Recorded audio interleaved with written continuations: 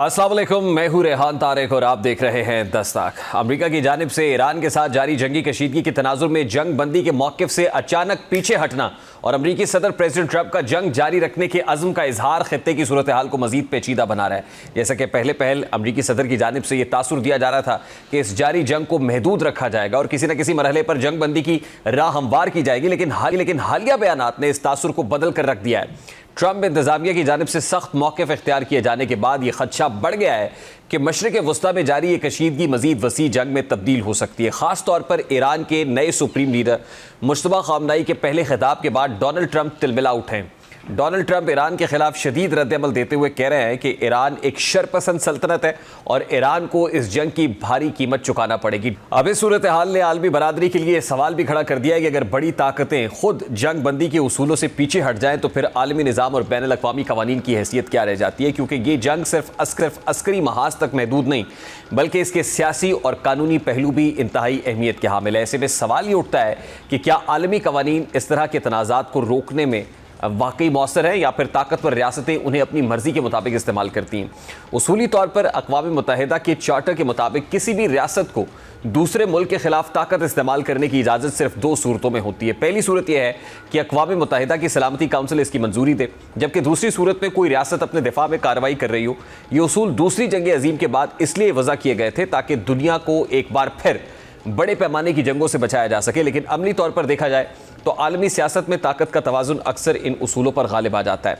आलमी कवानीन को मौसर बनाने के लिए 2002 में नीदरलैंड के शहर दी हेग में बैनुल अक़वामी फ़ौजदारी अदालत यानी ICC कायम की गई थी और इस अदालत का मकसद ये था कि जंगी जराइम, नस्ल कुशी और इंसानियत के खिलाफ जराइम के मरतकब आलमी रहनुमाओं का एहतसाब किया जा सके। लेकिन 2 दहाइयों के अरसे में इस अदालत की कारकर्दगी महदूद रही है और ICC अब तक चंद ही मुकदमात में सजाएं दे सकी है जिनमें ज़्यादातर मुल्ज़िमान अफ्रीकी ममालिक से ताल्लुक़ रखते थे। दूसरी जानिब बड़ी ताकतें अक्सर इस अदालत के दायरा कार से बाहर रहती हैं। अमेरिका ने तो ICC के मुआहदे की मंजूरी ही वापस ले ली थी और बाद में एक ऐसा कानून भी मंजूर किया जिसे गैर रस्मी तौर पर हेग इन्वेजन एक्ट कहा जाता है। इस कानून के तहत अमेरिका अपने शहरियों या फ़ौजियों को ICC के हवाले करने से इनकार कर सकता है और अगर कभी अदालत ने अमेरिकी शहरियों को तलब किया तो उन्हें छुड़वाने के लिए ताकत के इस्तेमाल की इजाज़त भी मौजूद है। इसी तरह अक़वाम मुत्तहिदा की सलामती काउंसिल को आलमी अमन और सलामती बरकरार रखने के लिए कार्रवाई का इख्तियार हासिल है, लेकिन यहाँ भी ताकत की सियासत नुमाया नज़र आती है। सलामती काउंसिल के 5 मुस्तकिल अरकान यानी अमेरिका, बरतानिया, फ्रांस, रूस और चीन को वीटो पावर हासिल है। माहिरीन के मुताबिक अगर इनमें से कोई भी मुल्क या इसका इत्तेहादी किसी तनाज़े में शामिल हो तो एक वीटो किसी भी कार्रवाई को रोकने के लिए काफ़ी होता है। यही वजह है कि बैनुल अक़वामी कानून अक्सर ताकतवर रियासतों की सियासी क़ुव्वत के सामने कमज़ोर दिखाई देते हैं।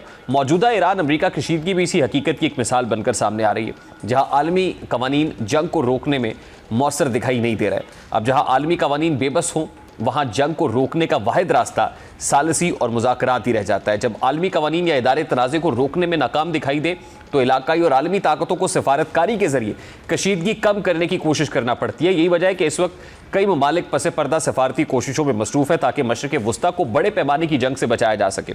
इसी तनाजुर में पाकिस्तान भी सफारतकारी के मैदान में खासा मुतहरिक दिखाई दे रहा है। पाकिस्तान का मौक़िफ़ यह है कि खित्ते में अमन के बगैर न सिर्फ इलाकाई इस्तेहकाम ख़तरे में पड़ेगा बल्कि आलमी मईशत भी शदीद मुतासर हो सकती है। इसलिए पाकिस्तान की कोशिश है कि कशीदगी को कम करने के लिए हर मुमकिन सफारती रास्ता इस्तेमाल किया जाए और इस हवाले से अक़वाम मुत्तहिदा में पाकिस्तान के मुस्तकिल मंदूब आसिम इफ्तिखार ने मशरिक़ वस्ता में कशीदगी के फौरी खात्मे का मुतालबा करते हुए मुस्तकिल जंगबंदी और मुज़ाकराती अमल दोबारा शुरू करने का मुतालबा किया है। अब आलमी मीडिया रिपोर्ट्स के मुताबिक पाकिस्तान ने इस हवाले से मिस्र और ओमान के साथ भी सफारती राब्ते तेज़ कर दिए। ये दोनों ममालिक माजी में भी मशरिक़ वस्ता के तनाज़ात में सालसी का किरदार अदा करते रहे, लेकिन दूसरी जानिब ईरान की तरफ से मुज़ाकरात से इनकार ने सूरत हाल को मज़ीद पेचीदा बना दिया है।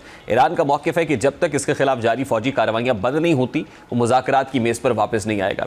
इस सूरत हाल में पाकिस्तान की सफारती कोशिशें मज़ीद अहमियत इख्तियार कर गई हैं क्योंकि कई ममालिक ये तवक्को रखते हैं कि पाकिस्तान खित्ते में एक मुतवाज़न किरदार अदा कर सकता है। वज़ीर-ए-आज़म शहबाज शरीफ का सऊदी अरब का दौरा भी इसी तनाजुर में खासी अहमियत इख्तियार कर गया है। सऊदी अरब खित्ते की बड़ी ताकत होने के साथ साथ ईरान और अमेरिका दोनों के साथ अहम ताल्लुकात रखता है। ऐसे में पाकिस्तान की ये कोशिश है कि वो सऊदी अरब के साथ मिलकर कशीदगी कम करने के लिए कोई मुश्तरका सफारती हिकमत अमली तरतीब दे। पाकिस्तान के लिए ये मामला सिर्फ सफारतकारी तक महदूद नहीं बल्कि उसके अपने कौमी मफादात भी इससे जुड़े हुए हैं। पाकिस्तान के अपने कई जो स्टेक्स हैं वो इस तमाम तर तनाज़े में दाव पर लगे हुए हैं। सबसे अहम पहलू तवानाई और तेल की सप्लाई का है, क्योंकि मशरक़ वस्ता में जंग की सूरत में आलमी मंडी में तेल की कीमतें तेज़ी से बढ़ सकती हैं, जिसका बराह रास्त असर पाकिस्तान की मईशत पर पड़ेगा। इसके अलावा खलीजी ममालिक में लाखों पाकिस्तानी काम करते हैं और किसी भी बड़े तनाज़े की सूरत में उनकी सलामती भी एक बहुत बड़ा मसला बन सकती है। इसलिए पाकिस्तान की कोशिश है कि खित्ते में अमन बरकरार रहे। दूसरी जानिब ज़मीनी सूरत हाल मुसलसल कशीदगी की जानिब बढ़ रही है। हालिया इतलात के मुताबिक ईरान ने अमरीकी तैयारा बरदार बहरी जहाज़ अब्राहम लिंकन को मिसाइल से निशाना बनाने का दावा किया है। पासदारान इनकलाब के मुताबिक इस हमले में जदीद मिसाइल्स और ड्रोन्स का इस्तेमाल किया गया और तैयारा बरदार जहाज़ को नुकसान पहुँचा है। ये हमला बहरा ओमान में ईरान की समुद्री हुदूद से तकरीबन 340 किलोमीटर के फासले पर किया गया है। गो कि अमरीकी हुक्काम ने इस दावे की मुकम्मल तस्दीक नहीं की है, लेकिन इस वाक़े ने खित्ते में कशीदगी को नई सतह तक पहुँचा दिया है। ईरान की जानिब से मिसाइल और ड्रोन हमलों का दायरा भी वसीतर होता हुआ दिखाई दे रहा है। इतलात के मुताबिक तेल अवीव और खित्ते में मौजूद अमरीकी फ़ौजी अड्डों को भी निशाना बनाया गया है, जिसके बाद इसराइल के बेन गुरियन एयरपोर्ट पर शदीद अफरा तफरी देखी गई। मुसाफिरों को महफूज मकामात पर मुंतकिल किया गया, जबकि कई परवाज़ें मनसूख की गई हैं। इसी दौरान इराक में जारी अमरीकी फ़ौजी कार्रवाई के दौरान अमरीकी फ़ज़ाइया को भी बड़ा नुकसान उठाना पड़ा, जबकि इराक में अमरीकी तैयारा गिरकर तबाह हुआ है और अमरीकी सेंट्रल कमांड के मुताबिक ये हादसा फ्रेंडली एयर स्पेस में पेश आया, लेकिन ईरान के हिमायत याफ्ता एक गिरोह ने दावा किया है कि इस तैयारे को उन्होंने मार गिराया। दूसरी जानिब मशरक़ वस्ता में अमरीकी तनसीबात को निशाना बनाने का सिलसिला भी जारी है। दुबई एक बार फिर ज़ोरदार धमाकों से गूंज उठा है, जहाँ फ़ज़ाई दिफाई कार्रवाई के दौरान गिरने वाले मलबे से एक इमारत के बैरूनी हिस्से को नुकसान पहुँचा। इसी तरह सऊदी अरब ने भी दावा किया है कि उसने 45 से ज़ायद ड्रोन हमलों को नाकाम बनाया। अब ये तमाम सूरत हाल इस बात की निशानदेही करती है कि जंग का दायरा सिर्फ ईरान और अमरीका तक महदूद नहीं रहा, बल्कि पूरा खित्ता इसके असरात की जद में आ चुका है। और दिलचस्प बात यह है कि इन हमलों के बाद अमरीकी क़यादत के अंदर भी तशवीश है कि बढ़ती चली जा रही है। मीडिया रिपोर्ट्स के मुताबिक ट्रंप इंतज़ामिया ईरान के मुमकिन जवाबी हमलों से खौफजदा हो गई है। यही वजह है कि अमरीकी हुक्काम ने जौहरी हमलों से महफूज खुसूसी जो डूम्सडे बंकर्स हैं वो ख़रीदना शुरू कर दिए हैं, जबकि टेक्सास में कायम एक कंपनी के चीफ एग्जीक्यूटिव ने इस बात की तस्दीक की है कि ट्रंप कैबिनेट के 2 अरकान ने बम प्रूफ बंकर्स खरीदे हैं। ये बंकर्स ड्रोन हमलों, बैलिस्टिक मिसाइल्स और मुमकिन जौहरी जंग से बचाव के लिए तैयार किए जाते हैं। रिपोर्ट्स के मुताबिक हालिया कशीदगी के बाद इन बंकर्स की खरीदारी के लिए मांग में भी 10 गुना इजाफा हो गया है। सिर्फ अमरीकी हुक्काम ही नहीं, बल्कि दुबई के चंद अरबपति अफराद ने भी अपनी हिफाजत के लिए ऐसे बंकर्स खरीदने के लिए कंपनी से रब्ता किया है। ये सूरत हाल इस बात की अक्कासी करती है कि खित्ते में जारी कशीदगी ने न सिर्फ आम शहरियों बल्कि आलमी अशराफिया को भी तशवीश में मुब्तला कर दिया है। इस सारी सूरत हाल पर बात करेंगे। इस वक्त international relations expert doctor Irfan Ali join किया है। अस्सलाम वालेकुम डॉक्टर साहब, बहुत बहुत शुक्रिया आपके वक्त के लिए। डॉक्टर साहब, सबसे पहले तो अनसर्टनिटी लूम्स, गैर यकीनियत है, ख़त्म होने का नाम नहीं ले रही। प्रेसिडेंट ट्रंप एक बार कुछ कहते हैं, अगली बार बयानात अक्सर मुख्तलिफ दिखाई देते हैं। यूँ लगता है कि जैसे अमरीका इस वक्त चाह के भी इस जंग से निकल नहीं पा रहा है, यानी आगे खड्डा पीछे खाई वाली सिचुएशन बनी हुई है। कोई सेफ पैसेज, सेफ एग्जिट या कोई कम से कम ऐसा नैरेटिव बनता हुआ दिखाई नहीं दे रहा जो अमेरिका के लिए सूदमंद हो, कि जिससे वो कम से कम इस महाज से, इस महाजराई से कम से कम सेफली बाहर आ सके। आपको भी ऐसी कंडीशन, ऐसी पोजीशन नजर आ रही है? देखें, इस वक्त जो गुज़िश्ता 2 अशरों के दौरान जो वर्ल्ड जियो पोलिटिकल अफेयर्स है ना, उन्होंने एक ऐसी रवायत की बुनियाद रख दी है जिसके तहत कोई भी जो बड़ी ताकत है वो किसी भी दूसरे मुल्क के ऊपर इंटरनेशनल फोरम्स को, यूनाइटेड नेशंस को और इंटरनेशनल लॉज को पस पुश्त डालते हुए कोई भी बहाना बना के किसी भी कमज़ोर रियासत के ऊपर हमला कर सकती है। और ये सिलसिला इराक, लीबिया, अफ़गानिस्तान और फिर अभी वेनेज़ुएला और अब ईरान के ऊपर आके मुनतज होता है। उधर से आप यूक्रेन के ऊपर रशिया चढ़ता हुआ आपको नज़र आ रहा है, उधर ताइवान और चाइना का भी इशू आपके सामने है। तो इस वक्त जो दुनिया है वो एक तरह से अनार्की के अंदर मौजूद है, जहाँ पे कोई आलमी कानून, कोई इंटरनेशनल लॉ का जो फोरम है वो आपको एक्टिवेट नज़र नहीं आ रहा, और ना ही दुनिया में कोई ऐसी सीन लीडरशिप आपको नज़र आ रही है जो इस सारे सिनेरियो के अंदर रेजिस्ट कर सके, मुज़ाहमत कर सके उन तमाम अग्रेसर्स के खिलाफ जो दुनिया को अनरेस्ट और इस डिस्टर्बेंस की तरफ लेके आ रहे हैं। जहाँ तक आपके सवाल का जवाब का ताल्लुक है तो बिल्कुल जो डोनाल्ड ट्रंप है वो इस वक्त डेस्परेट है। डोनाल्ड ट्रंप ने यह चाहा था कि वेनेज़ुएला की तरह से एक छोटा सा 2-4 दिन के ऊपर मबनी जी मैं एक यहाँ पे अटैक करूंगा, एक कार्रवाई करूंगा और उसके नतीजे में यहाँ पे रजीम चेंज हो जाएगा। और वो ये सारी कार्रवाई उस इजराइल और नेतन्याहू के कहने के ऊपर कर रहा था, जो गुज़िश्ता 40 साल से मुसलसल झूठ बोल के दुनिया को ये रियलाइज करवा रहा था कि एटॉमिक बॉम्ब जो है वो ईरान बनाने जा रहा है, और वो बना चुका है एक तरह से। तो डोनाल्ड ट्रंप उनकी बातों में आ जाते हैं और फिर ईरान के ऊपर अटैक कर देते हैं, और इस वक्त वो एक ऐसी दलदल में हर गुजरते दिन के साथ फंसते जा रहे हैं। देखें, जो ईरान की इस वक्त स्ट्रैटेजी है ना इस जंग को लड़ने की, वो लॉन्ग टर्म वॉर स्ट्रैटेजीज के तहत इस जंग को लड़ रहा है। ये कोई रवायती सिमेट्रिक वॉरफेयर आपको नजर नहीं आ रहा, जहां पे ईरान जो है वो अमेरिका या इजरायली जो फोर्सेस हैं उनका टैंक्स के साथ या एयरफोर्स के साथ जवाब दे रहा है।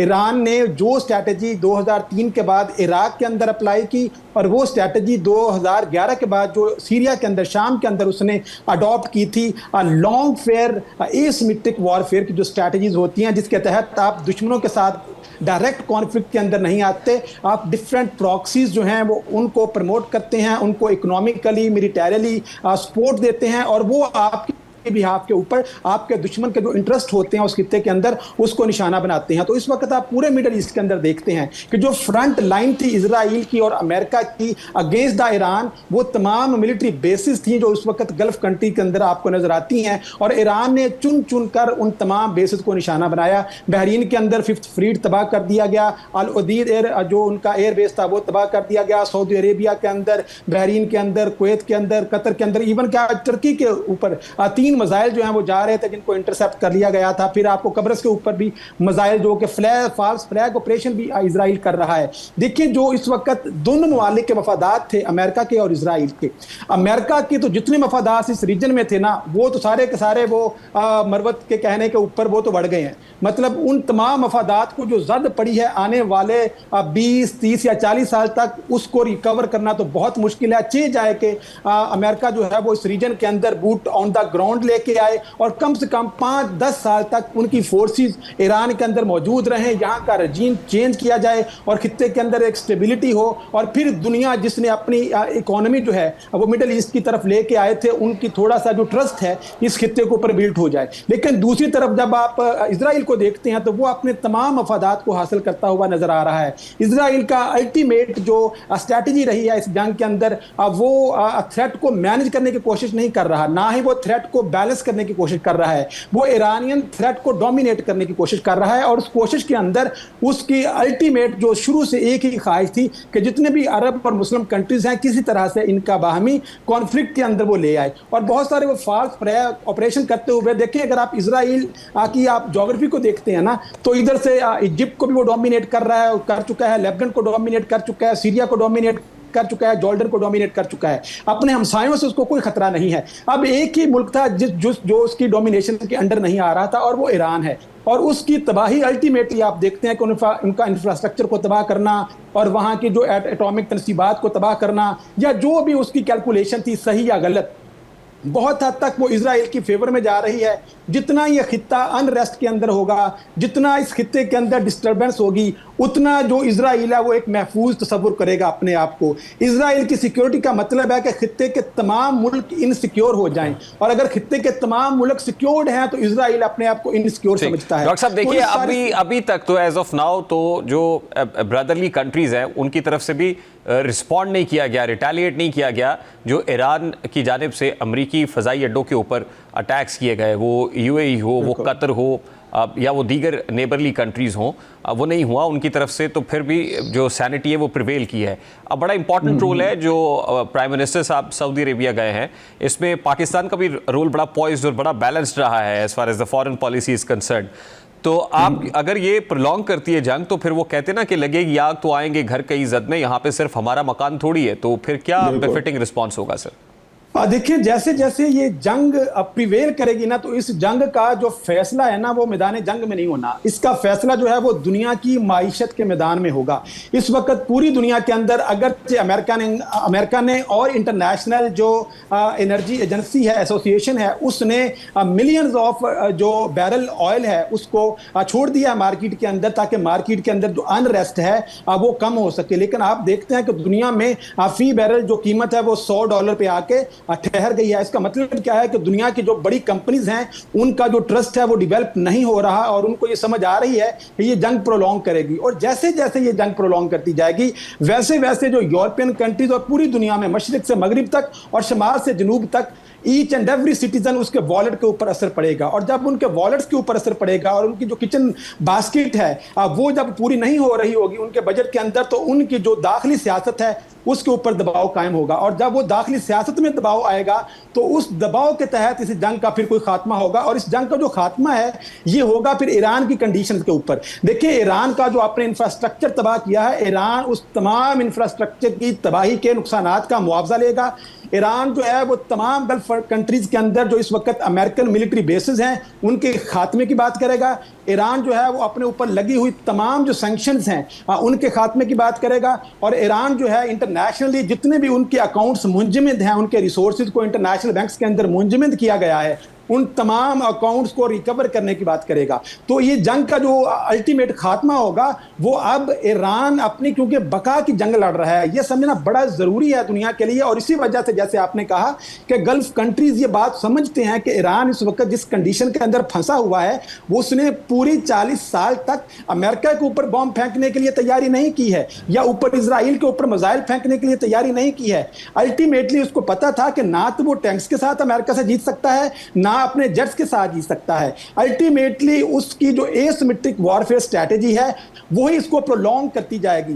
जैसे जैसे वक्त गुजरता जाएगा, दिन हफ्तों में, हफ्ते महीनों में और महीने सालों के अंदर जाते जाएंगे, वैसे वैसे इंटरनेशनल मार्केट्स के अंदर अनरेस्ट आएगा, और वो जो अनरेस्ट है वो अल्टीमेटली अमेरिका को उस नीज के ऊपर लेके आएगा जिन कंडीशन का मुतालबा ईरान करेगा। तो ये कंडीशंस का मुतालबा तो ईरान उसी सूरत में कर सकता है ना कि जब पोजीशन ऑफ स्ट्रेंथ के ऊपर हो। तो आप ये कह रहे हैं कि जब ये जंग खत्म होगी तो ईरान एज अ मतलब एक फातेह के तौर पर सामने आएगा और पोजीशन ऑफ स्ट्रेंथ के ऊपर होगा। देखिए, अभी तक की जंग की सिचुएशन आपको क्या बता रही है? इस वक्त तक कौन फातेह है इस जंग के अंदर? जितने भी ऑब्जेक्टिव्स थे अमेरिका के या इजराइल के, उनमें से कौन सा ऑब्जेक्टिव है सिवाय इसके कि आपने लाशों के ढेर लगा दिए? अगर तो लाशों का ढेर लगाना और मकानात को मलबे का ढेर बनाना ये आपका ऑब्जेक्टिव था तो ठीक है, अमेरिका और इजराइल जीत चुके हैं। लेकिन अगर अमेरिका और इजराइल के ऑब्जेक्टिव ये थे कि हमने रजीम को चेंज करना है, हमने उनकी एटमी तनसीबात का खात्मा करना है, हमने ईरानियन रेवोल्यूशनरी गार्ड्स को खत्म करना है, हमने एक्सेस ऑफ रेजिस्टेंस को खत्म करना है, हमने स्टेट ऑफ हरमुज को आजाद करवाना है, तो उनमें से कौन सा ऑब्जेक्टिव है जो पूरा होता हुआ आपको नजर आ रहा है? देखिए, ईरान इस जंग को अपनी आखिरी जंग समझ के लड़ रहा है। उसको यह पता है कि अगर आज उसने इंतहाई वीक पोजीशन के ऊपर कोई डील कर ली, कोई सीज फायर कर लिया, तो जैसे 6 माह के बाद अब दोबारा से ये जंग शुरू हो गई है, तो कौन ये गारंटी देगा कि 6 माह के बाद दोबारा से ये जंग शुरू नहीं होगी? क्या खलीजी ममालिक कुछ इस तरह की अनसर्टन सीज फायर की तरफ आने की अब कोशिश करेंगे कि जब दुनिया की इन्वेस्टमेंट आपके ममालिक में आ रही है और कल को दोबारा से ये जंग आगे बढ़ती है और इस जंग के नतीजे में कहां पे ये बात जाएगी? तो मतलब किस तरीके से आप इस जंग को फिर रोक सकेंगे? तो इसलिए ईरान इसको अपनी आखिरी जंग समझते हुए लड़ रहा है, और अमेरिका का अभी तक कोई मफाद या ऑब्जेक्टिव ऐसा नहीं है जो अमेरिका ने इस जंग से हासिल किया हो। बहुत शुक्रिया doctor Irfan Ali Fani, international relations expert हमारे साथ मौजूद थे। लेट्स टेक शॉर्ट ब्रेक है। इस जंग के इकोनॉमिक एस्पेक्ट्स पे बात करेंगे। इस ब्रेक के बाद हमारे साथ रहिए।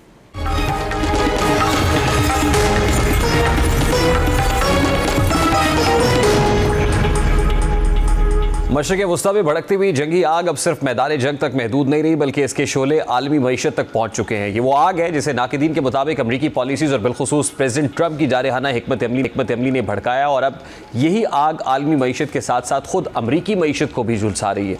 ईरान के खिलाफ सख्त मौक़िफ़, खित्ते में बढ़ती हुई फौजी कशीदगी और तवानाई के अहम रास्तों पर अदम इस्तेहकाम ने आलमी मंडियों में बेचैनी पैदा कर दी है। नतीजतन तेल की कीमतों में गैर मामूली इजाफा देखने में आ रहा है, जिसके असरात सिर्फ मशरिक़ वुस्ता तक महदूद नहीं बल्कि यूरोप, अमेरिका और एशिया समेत पूरी दुनिया की मईशत को मुतासर कर रहे हैं। यही वजह है कि अब हालात इस नहज पर पहुंच चुके हैं जहां अमरीकी सदर को अपने ही फैसलों के माशी नताइज का सामना करना पड़ रहा है और आलमी तवानाई मंडी में इस्तेहकाम लाने के लिए गैर मुतवक्के इकदामात करना पड़ रहे हैं। बढ़ती हुई कशीदगी और बेकाबू होते हुए हालात के पेश नज़र अमरीका को बिलाखिर एक ऐसा फैसला करना पड़ा है जो इसकी पॉलिसी के बरक्स समझा जा रहा है। जैसे कि अमरीकी क़यादत ने तेल की कीमतों को काबू में रखने के लिए आर्जी तौर पर रूसी तेल पर आयद पाबंदियों में नरमी का फैसला किया है।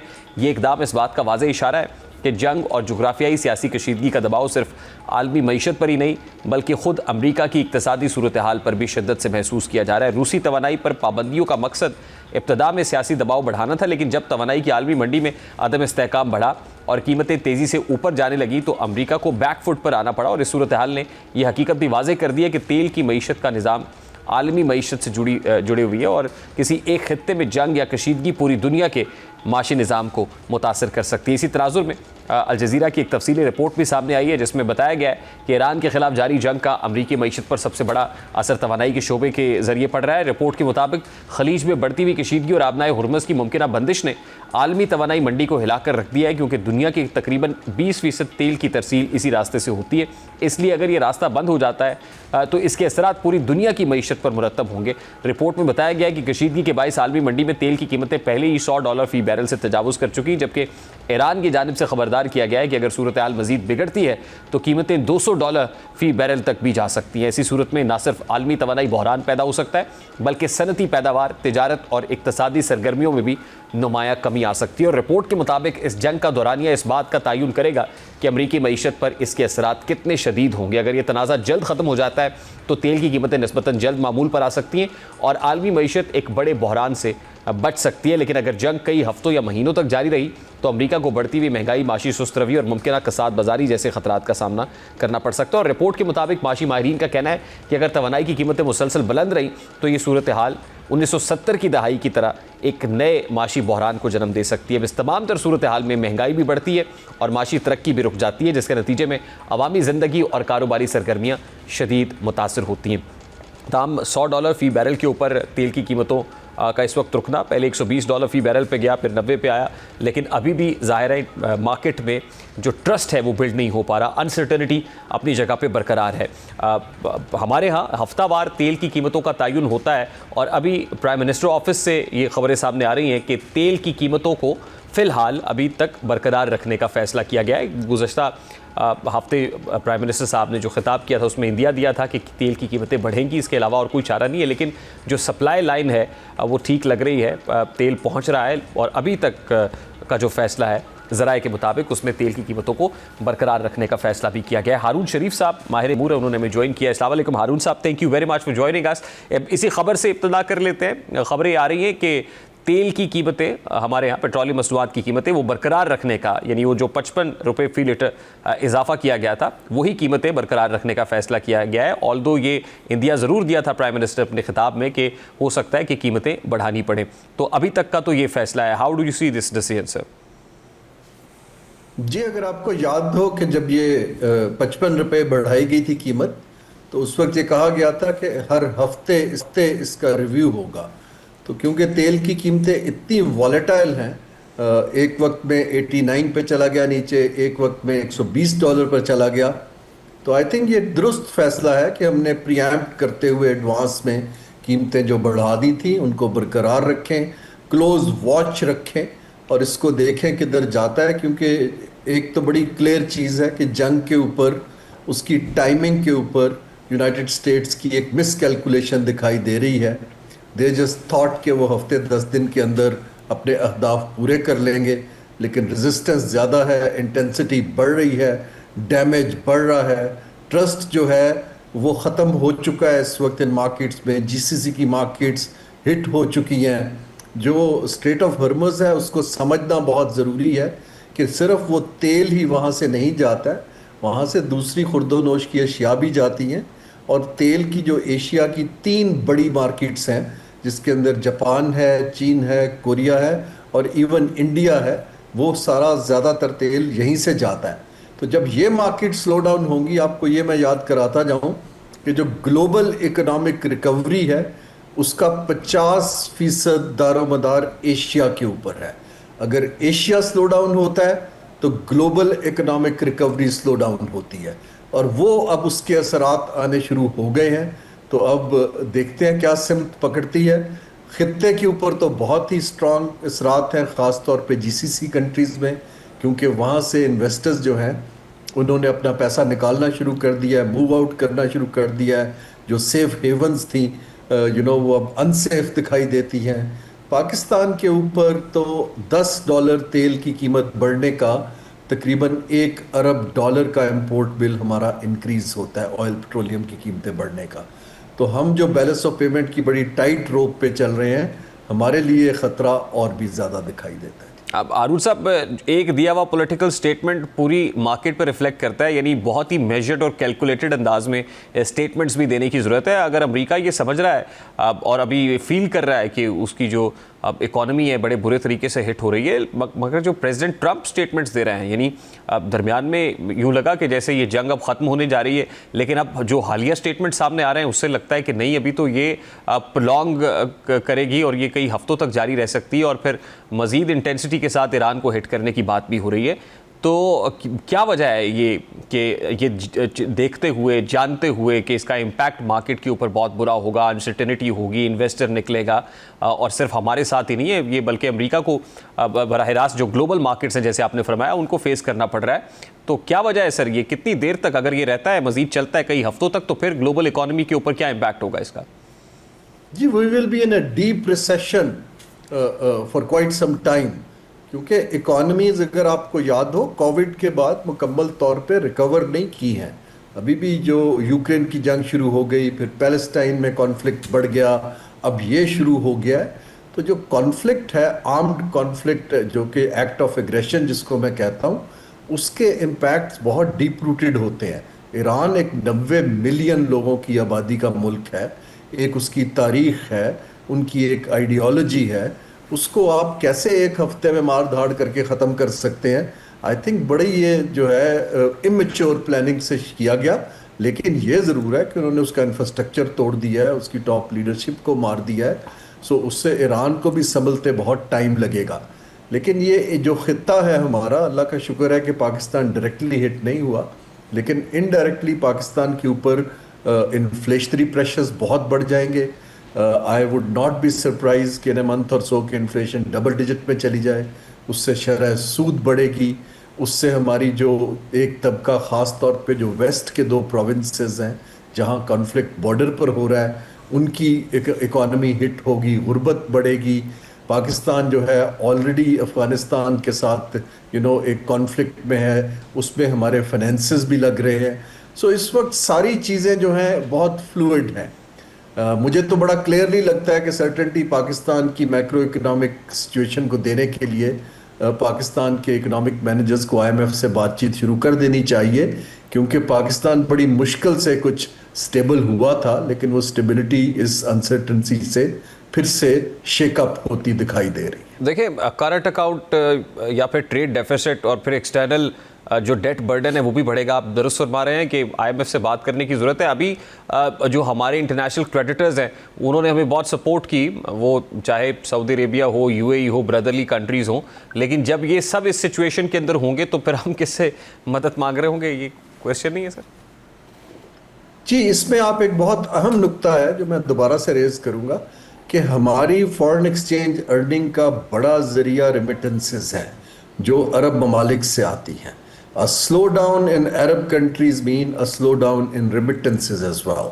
तो हमारे इन्वेस्टमेंट तो पहले नहीं हो रही, अगर रेमिटेंस भी रुक जाती है और तेल की कीमत अगर ये 120-25 से ऊपर चली जाती है, 150 तो बहुत ज़्यादा है, पाकिस्तान के ऊपर ट्रेमेंडस प्रेशर मुझे दिखाई दे रहा है इन हालात का। हमारे कुछ दोस्त अहबाब जो है इसको लाइटली ले रहे हैं कि बड़ी अपॉर्चुनिटी निकल रही है, पाकिस्तान ऑल्टरनेट डेस्टिनेशन है, लेकिन हमारे अभी फंडामेंटल उस किस्म के नहीं है। हमें बड़ा केयरफुली ट्रेड करना है कि इसको कैसे करें। ये जो डिपॉजिट्स हैं दोस्त ममालिक के, इसमें एक अहम चीज़ ये होती है कि ये डिपॉजिट्स किसी इकोनॉमिक वैल्यू प्रोपोजिशन के अगेंस्ट नहीं दिए जाते। ये डिप्लोमेटिक नेगोशिएशन के हैं, जियोपॉलिटिकल लेवरेज के हैं।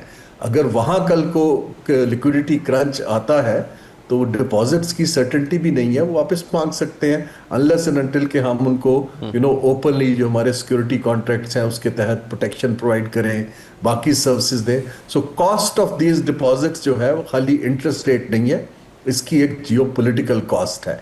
सो इन सारी चीज़ों में मेरी तो राय ये है कि हुकूमत को जो अभी उन्होंने मैयर्स अनाउंस किए हैं उनको ड्रास्टिकली इंक्रीज करना चाहिए, अपने मेगा इंफ्रास्ट्रक्चर प्रोजेक्ट्स को डिफर कर देना चाहिए, पैसे रुपया भी बचाएं ताकि लोगों की वेलफेयर पे लगा सकें, डॉलर भी बचाएं, इंपोर्ट्स को कम करें, और अपना जो ऑल्टरनेट हमारी एक्सपोर्ट अच्छी कर रही हैं कंपनियां, उनके पीछे खड़े हो जाएं कि उनकी एक्सपोर्ट बढ़ाई जा सके ताकि कुछ फॉरेन एक्सचेंज आ सके। बहुत बहुत शुक्रिया हारून शरीफ साहब आपके वक्त के लिए। माहिर इक़्तिसादी अमूर हारून शरीफ साहब हमारे थे। एक ब्रेक लेते हैं, ब्रेक के बाद वापस आते हैं।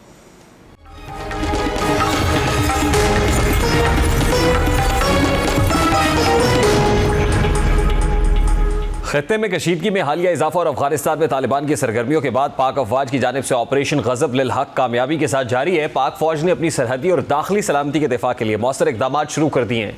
दहशतगर्दी के बढ़ते हुए खतरे के पेश नज़र पाक फौज ने न सिर्फ सरहद के अंदर निगरानी बढ़ाई बल्कि खतरनाक दहशतगर्द ठिकानों पर पेशा वराना फ़ज़ाई कार्रवाइयों का आगाज़ भी किया और अब पाक फौज ने इन कामयाब फ़ज़ाई हमलों की वीडियोज़ भी जारी कर दी हैं। सिक्योरिटी ज़राए के मुताबिक अब पाक अफवाज ने 12 और 13 मार्च की दरमियानी शब अफगान तालिबान और फितनतुल खारिज के दहशतगर्द ठिकानों बशमूल फौजी तनसीबात को कामयाबी से निशाना बनाया। इन हमलों में कंधार में दहशतगर्द कैंप को मौसर अंदाज में तबाह किया गया। इसके अलावा सूबा पख्तिका में एक दहशतगर्द कैंप को भी निशाना बनाया गया। पाक फौज ने पेशा वराना महारत के साथ दहशतगर्दी और दहशतगर्दों के नेटवर्क्स को निशाना बनाने की मुहिम को तेज़ कर रखा है। जबकि शिकस्त को देखते हुए अफगानिस्तान की वजारत दिफा और टोलो न्यूज़ ने इसके बरक्स दावा किया है कि 13 मार्च 2026 की सुबह अफगान फ़ज़ाइया ने पाकिस्तान के सूबा खैबर पख्तूनख्वा के शहर कोहाट में अहम फ़ौजी अहदाफ पर कामयाब जवाबी ड्रोन और फ़ज़ाई हमले किए। अफगान हुक्काम के मुताबिक निशाना बनाए गए मकामात में कोहाट का फ़ौजी कला, जंगी कमांड सेंटर, कले के कमांडर का दफ्तर, असलहे के गोदाम और फ़ौजियों की रिहाइश गाहें शामिल थीं। और इन हमलों में भारी जानी और माली नुकसान भी हुआ है, लेकिन ज़मीनी हक़ाइक़ और पाकिस्तानी सिक्योरिटी ज़राए इस दावे को यकसर मुस्तरद करते हैं। हकीकत यह है कि 13 मार्च को अफगान तालिबान के हिमायत याफ्ता अनासर ने कोहाट में 3 सादा नौयत के ड्रोन इस्तेमाल करने की कोशिश की, लेकिन पाकिस्तान की मुसल्लह अफवाज ने मौसर इलेक्ट्रॉनिक वॉरफेयर इकदाम के ज़रिए इन ड्रोन्स को मार गिराया। इब्तदाई तज्ज़िये के मुताबिक ये ड्रोन आम मार्केट में दस्तियाब मुशाहिदाती ड्रोन्स लगते हैं जिन्हें बारूद ले जाने के लिए तब्दील किया गया था। बाद में तालिबान ने इस कार्रवाई की जिम्मेदारी भी कबूल की। अफगान वजारत दिफा और दीगर सरकारी तर्जुमान माजी में अक्सर गलत मालूमात और प्रोपेगेंडा फराहम कर चुके हैं, जिससे जाहिर होता है कि उनके दावे मनगढ़ंत हैं और उनका मकसद दाखिली सतह पर कामयाबी का तासुर पैदा करना, अवामी हौसला बुलंद करना और अफगान अवाम को गुमराह रखना है। ये सूरत हाल वाज़े करती है कि पाकिस्तान के कानून नाफिज करने वाले इदारे और सिक्योरिटी फोर्सेस बदस्तूर पेशा वराना महारत और मौसर अंदाज में वतन अजीज़ का दिफा कर रही हैं। और ये वाक़या और बाद में सामने आने वाले दावे ये भी साबित करते हैं कि अफगान तालिबान पाकिस्तान में दहशतगर्दी की सरगर्मियों में फ़ाल तौर पर मुलव्वस हैं और ऐसे में ऑपरेशन गज़ब लिल हक न सिर्फ दहशतगर्द ठिकानों की तबाही का ज़रिया है बल्कि पाकिस्तान की सरहदी सिक्योरिटी और अवामी तहफ़्फ़ुज़ के लिए एक मौसर इक़दाम भी है। अभी एक ब्रेक लेते हैं, ब्रेक के बाद वापस आते हैं।